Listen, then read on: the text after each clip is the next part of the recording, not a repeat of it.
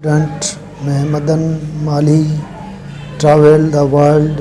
जैसे मैंने ये चैनल ट्रैवलिंग के हवाले से बनाया हुआ है। अब इस चैनल को मैं एजुकेशन में ले जा रहा हूँ और इसमें सबसे पहले मैथमेटिक्स के बेसिक पॉइंट्स के बारे में बताने जा रहा हूँ। अब वो स्टूडेंट जो रेगुलर पढ़ रहे हैं छठी से लेकर कॉलेज यूनिवर्सिटी तक और इसके अलावा जो ग्रेजुएशन करके बैठे हैं और उनके लिए अब नौकरियों के लिए मसला है। अब नौकरियों के लिए उन्हें यानी एहलियत की ज़रूरत है, वो सारी बेसिक भूल चुके हैं। अब मैथमेटिक्स की वो बेसिक मैं उन्हें इस यूट्यूब के चैनल के ज़रिए बताने जा रहा हूँ। इसलिए जो स्टूडेंट इंट्री टेस्ट की भी तैयारी करना चाहते हैं या नौकरियों के लिए पीएसटी, जेएसटी, एचएसटी टीचर के लिए अप्लाई करने वाले हैं तो बराए मेहरबानी करके मेरे इस चैनल को सब्सक्राइब करें एक दफ़ा और आइकॉन बेल को प्रेस करें ताकि नई नोटिफिकेशन के ज़रिए नई मालूमात आपको मैथमेटिक्स की बुनियादी पॉइंटों के बारे में फराहम करता रहूं। मैं अब सब दोस्तों से रिक्वेस्ट करता हूं कि हर वीडियो को आप मुकम्मल और आखिर तक देखें। इससे क्या है कि जितनी दफ़ा आप ज़्यादा देखोगे उतनी दफ़ा ही आपको और भी टाइम ज़्यादा मिलेगा इन चीज़ों को समझने के लिए। जब ये चीज़ें समझ में आ जाएं तो आप इसकी प्रैक्टिस बराए मेहरबानी करके करते रहना, क्योंकि मैथमेटिक्स जो है प्रैक्टिस पर दारोमदार है। जितनी ज़्यादा प्रैक्टिस करोगे उतनी ज़्यादा बेस आपके जहन में बैठती जाएगी। इसलिए आज का लेसन मैं अब शुरू करने वाला हूँ। जो मैंने अब लेसन बनाया है जिसे सबसे पहले बुनियादी चीज़ मैथ्स की है स्क्वायरिंग, क्यूब और पावर। ये क्या होते हैं? स्क्वायर के बारे में बताने जा रहा हूँ और क्यूब के बारे में और एक्सपोनेंट पावर के बारे में।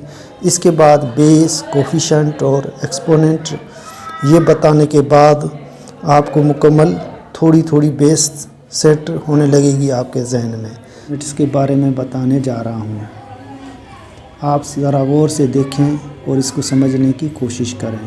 सबसे पहले ए स्क्वायर के बारे में। अब देखें स्क्वायर है, फिर क्यूब है, फिर पावर है। पहले आप स्क्वायर के बारे में मालूमात हासिल करें। अब ए के ऊपर देखें बेस थोड़ी बड़ी लिखी जाती है और उसका जो नंबर उसके ऊपर पावर जो छोटा करके लिखा जाता है इस तरह कोने में। तो अब इसको हम क्या पढ़ेंगे? ए स्क्वायर। अब बी के ऊपर 2 दें तो आप बी स्क्वायर पढ़ेंगे। सी के ऊपर 2 दें तो आप सी स्क्वायर पढ़ेंगे। वाई के ऊपर 2 देने से वाई स्क्वायर बन जाता है। एक्स के ऊपर 2 देने से एक्स स्क्वायर पढ़ेंगे और जेड के ऊपर 2 देने से जेड स्क्वायर पढ़ेंगे। अब ये स्क्वायर की सीरियल हुई। अब आप क्यूब के बारे में देखें। ए के ऊपर 3 दिया तो अब इसको पढ़ेंगे ए क्यूब्ड। बी के ऊपर 3 दिया तो इसे बी क्यूब्ड पढ़ेंगे। सी के ऊपर 3 दिया तो आप सी क्यूब्ड पढ़ेंगे। y के ऊपर 3 दिया तो आप इसे y क्यूब्ड पढ़ेंगे। x के ऊपर 3 दिया तो आप इसे x क्यूब्ड पढ़ेंगे। z के ऊपर 3 देने से इसे हम पढ़ेंगे z क्यूब्ड। अब अगला पॉइंट है, आपको पावर के बारे में बताने जा रहा हूँ। जैसे 3 के बाद जो भी नंबर आता है 4, 5, 6, 7, 8 जैसे अगले नंबर हैं ये सारे पावर कहलाते हैं और इनका नंबर का नाम भी लिया जाता है। अब जैसे हम ए के ऊपर 4 लिखा तो पढ़ेंगे ए पावर 4। फिर ए के ऊपर 5 लिखने से इसे पढ़ेंगे ए पावर 5। सी के ऊपर 6 लिखने से सी पावर 6 पढ़ा जाएगा। वाई के ऊपर 6 लिखेंगे तो वाई पावर 6 पढ़ा जाएगा। एक्स के ऊपर 7 लिखने से एक्स पावर 7 पढ़ा जाएगा। जेड के ऊपर 7 लिखने से जेड पावर 7। इस तरह जेड के ऊपर 8 लिखेंगे तो जेड पावर 8 पढ़ा जाएगा। तो ये बताया मैंने आपको स्क्वायर, क्यूब्ड और एक्सपोनेंट के बारे में, पावर के बारे में। तो स्क्वायर के कॉन्सेप्ट में 2, क्यूब्ड के कॉन्सेप्ट में आप 3 समझेंगे और पावर का जिक्र आए तो पावर और उस नंबर का नाम लाजमी देना है। अब दूसरी एग्जांपल है बेस, कोफिशिएंट और एक्सपोनेंट के बारे में। तो अब बेस क्या है? बेस हम उसको कहते हैं जो यानी बुनियाद है जिसके ऊपर या साथ में कोई नंबर लिखा जाए। और कोफिशिएंट हम उसे कहेंगे जो बेस के साथ फर्स्ट नंबर पे आता है तो उसे हम कहेंगे कोफिशिएंट। और पावर या एक्सपोनेंट किसे कहेंगे? जो बेस के ऊपर दिया जाए नंबर। तो वो उसका पावर या एक्सपोनेंट कहलाता है।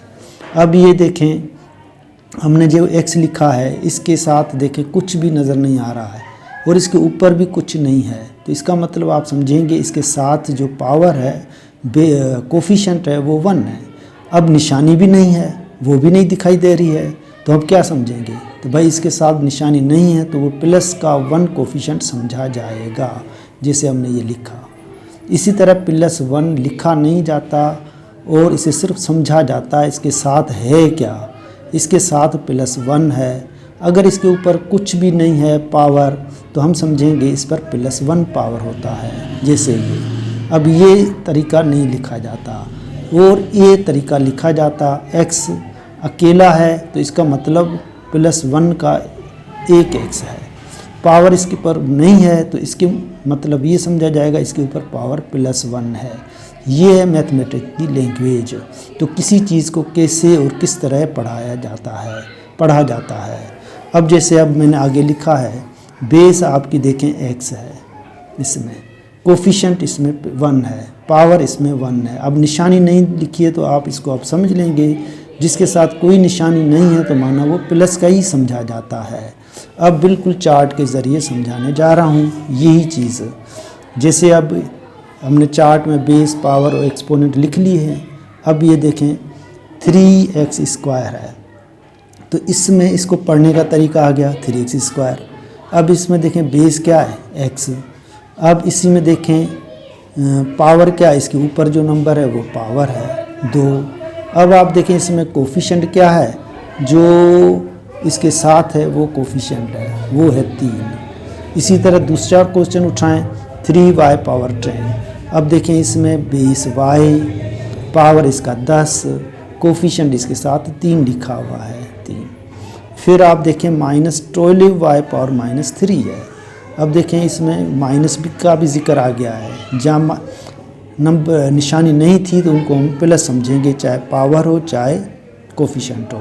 अब इसमें कोफिशिएंट भी माइनस में है और पावर भी माइनस में है, माइनस ज़रूर दिया जाता है। अब बेस आप देखें इसमें y है, पावर देखें इसमें -3 है और कोफिशिएंट देखें -12 है, तो ये 12 वाले खाने में आ गया। अब आप देखें 6x⁻9 है, तो बेस x आ गई और पावर इसका -9 और कोफिशिएंट इसका +6। अब आप देखें -3a⁻−8 है। अब बेस इसका देखें क्या है, a है, पावर इसमें पहचाने -8 और -3 इसका हो गया कोफिशिएंट। अगला क्वेश्चन है -12⁻6। अब x और बेस इसकी देखें y, पावर इसका -6, कोफिशिएंट -12। अब आगे देखें अपान में दिया हुआ क्वेश्चन, इसको हम अपान पढ़ेंगे 4/3 x⁻10। x इसकी बेस है, 10 इसका पावर है और 4/3 इसकी कोफिशिएंट है। फिर आगे हम देखेंगे, आगे देखें -5/3 x⁻7 पढ़ा जाएगा। बेस इसकी x हो गई और इसका पावर -7 है और इसका कोफिशिएंट -5/3 है। देखिए जहाँ निशानी है माइनस है वो ज़ाहिरी लिखेंगे, जहाँ प्लस है लिखने की ज़रूरत नहीं। फर्दर आप इन चीज़ों को कैसे पढ़ेंगे, अब फर्दर में हमने लिखा है, जैसे ये लिखा हुआ इसे पढ़ेंगे a², इस तरह लिखा हुआ इसे 3x², ताकि आपको जहन में अच्छी तरह बैठ जाएँ तो इनके पढ़ने का अंदाज़ कैसे है। क्योंकि इंटरव्यू में जब वो पूछेंगे ये चीज़ इस तरह लिख कर, तो वो पूछेंगे इसको कैसे पढ़ें, तो आपको पढ़ना आना चाहिए। तो भाई इसे पढ़ेंगे 4x³, इसे पढ़ेंगे 9x⁵, इसे पढ़ेंगे -5x²। आई बात समझ में। इसी तरह लिखने का भी अंदाज़ आना चाहिए। तो कोफिशिएंट कैसे लिखा जाता है, बेस उसकी कैसे लिखी जाती है, पावर उसका कैसे लिखा जाता है। अब देखें बेस के साथ यानी कोफिशिएंट एक जितने लिखे हुए हैं, लेकिन पावर उसका छोटा लिखना चाहिए ताकि यानी एक अच्छा लगे। यही तरीकाकार होता है। अब इसे पढ़ेंगे 4x⁻−3 और इसे पढ़ेंगे -11x⁻6, इसे पढ़ेंगे 3a⁻−8, इसे पढ़ेंगे -8y⁻9। तो इस तरह ये लेसन आपको मैंने अच्छी तरह समझा दिया है। काफ़ी बातें आपके जहन में बैठ जाएंगी। इसी को फिर रिपीट कर सकते हैं आप। इन बेसिक पॉइंट्स को अब देखें। x देखें, इस तरह लिखा हुआ है, इसके ऊपर +1 पावर है, +1 कोफिशेंट है इसका। तो अब बेस इसकी x, कोफिशेंट 1, एक्सपोनेंट इसका +1 हो गया। अब आगे देखें, 3x² में बेस x हो गई, पावर इसका देखें क्या हो गया 2, और 3 इसका क्या हो गया कोफिशेंट। इस तरह इसको पढ़ेंगे a², इसे a³, इसे a⁴ पढ़ा जाएगा। और इसे क्या पढ़ेंगे 3x², इसे पढ़ेंगे 4x³, इसे पढ़ेंगे 9x⁵, इसे पढ़ेंगे -3x², इसे पढ़ेंगे -5x², इसे पढ़ेंगे 4x²। प्लस समझा जाता है, लिखा नहीं जाता, इसलिए मैंने दायरा लगाकर समझ लिख लिया है ताकि आपको पता लगे कि प्लस नहीं दिया जाता, माइनस लाजमी दिया जाता है। फिर -4x³ इसे पढ़ा जाएगा, इसे -6x³ पढ़ा जाएगा, इसे -10x⁵ पढ़ा जाएगा, इसे -11x⁶ पढ़ा जाएगा। इसी तरह इसे पढ़ा जाएगा 10x⁻⁻11, इसे पढ़ा जाएगा -4a⁻⁻8, 3a⁻⁻8, इसे -4a⁻�9 पढ़ा जाएगा, इसे -6a�7। अब पढ़ने का ये अंदाज़ मैं बार बार रिपीट कर रहा हूँ ताकि आपको पढ़ने में और समझने में इजी लगे, ताकि आप पढ़ सकें किसी चीज़ को अच्छी तरह। अब ये देखें, वापस ये रिपीट करने जा रहा हूँ। 3y⁻10 है तो इसमें y देखें बेस आपकी 3 इसका कोफिशेंट हो गया और 10 इसका पावर हो गया। इसमें देखें आप ये रकम लिखी हुई है 6x⁻⁻9, बेस इसमें x आ गई, पावर -9 आ गया, कोफिशेंट इसमें +6 है। प्लस ना भी लें तो हमें पता है ये 6 प्लस का ही है, क्योंकि प्लस लिखा नहीं जाता, समझा जाता है। फिर -12y⁻3 है।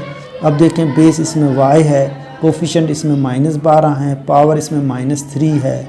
इस तरह 7वें क्वेश्चन में देखें 3a⁻8 इसे पढ़ा जाएगा, बेस इसमें a और पावर इसमें -8, कोफिशेंट -3। अब सारे पॉइंट्स मैंने आपको मैथमेटिक्स की इसमें मैंने स्टार्टिंग में बताए हैं। तो स्क्वायर, क्यूब्ड, पावर कैसे पढ़ा जाता है, बेस और कोफिशेंट और पावर को किस तरह लिखे जाते हैं, ये सारे पॉइंट्स आप बार बार रिपीट करें और वीडियो को देखते रहें ताकि यानी और भी मालूमात आपको मिल सके। आपके आज के टॉपिक लेसन 1 के ये क्वेश्चन सारे मैंने आपको समझाए हैं। बराए मेहरबानी करें, जितनी प्रैक्टिस करेंगे उतनी आपके जहन में ये चीज़ें बैठेंगी। और वीडियो को मेहरबानी करके आखिर तक देखें और बार बार देखें जब तक आपको चीज़ें समझ में ना आएँ तो देखते जाएं। इससे आप YouTube के चैनल के ज़रिए मेरे इस चैनल को आप एक दफ़ा सब्सक्राइब करें, एक दफ़ा बेल आइकॉन को प्रेस करें ताकि आने वाली नई वीडियोस मैथमेटिक्स की बेसिक पॉइंट्स के बारे में और भी आपको मालूमात फराहम करता रहूँगा। इस तरह कहने का मकसद ये है कि सेंटरों पर इधर उधर जाने से बेहतर है कि आप घर बैठ के फ्री में एजुकेशन हासिल कर सकते हैं। ये तरीक़ाकार जो बच्चे यानी सेंटर पर नहीं जाना चाहते, ट्यूशन नहीं पढ़ना चाहते, फ्री में पढ़ना चाहते हैं, इसी तरह यानी ये तरीक़ाकार अब नए अंदाज में पेश किया गया है। आप घर बैठ के सुकून से आराम से YouTube चैनल मदन माली लिखकर सर्च करें, उसको सब्सक्राइब करें, आइकॉन बेल को प्रेस करें ताकि यानी आने वाली नई वीडियोस की नोटिफिकेशन आपको मिलती रहे। और इन वीडियोस को आप देखते ही घर बैठकर आप अपनी टेस्ट की तैयारी, नौकरी की जॉब की तैयारी कर सकते हैं। ये मालूमात अब स्टार्ट हो गई है और ज़्यादा से ज़्यादा आप इनको देखेंगे और आपको मालूमात मिलती रहेगी। इस तरह आप अपनी घर बैठ के तैयारी करें अपने टेस्ट की, इंटर टेस्ट की, नौकरी के बारे में अब स्टार्टिंग हो गई। इस तरह जनरल फिज़िक्स के बारे में भी मैं पॉइंट बताता जाऊंगा, केमिस्ट्री के बारे में जनरल पॉइंट दूंगा, इसके बाद जनरल इंग्लिश के बारे में भी हम मालूमात फराहम करेंगे। तो बेहतर है कि अब स्टार्टिंग मैथमेटिक्स है, क्योंकि सबसे टफ सब्जेक्ट जो मैथमेटिक्स है।